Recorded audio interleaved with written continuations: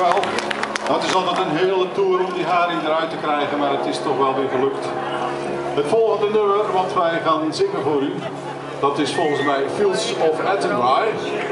En dat is een heel mooi nummer uit de Ierse geschiedenis. Ik heb nou geen, oh ja, ik had nog stroom toch? Ik zal er niet te veel over uitwaaien, maar het is gewoon een erg droevig lied. Het is eigenlijk een afgeluisterd afscheid van een geliefde.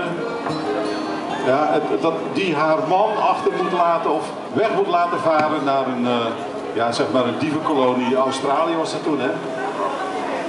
En die dief die heb ik naast me staan. Hij had maar een paar broden of wat koren had hij gestolen. En dan moest hij al dus, werd hij verbannen naar Australië. Nou, als je goed luistert, haal de zakdoeken maar uit je tas vandaan. Het is niet meer aan te slepen. Willem Weber gaat het voor u zingen.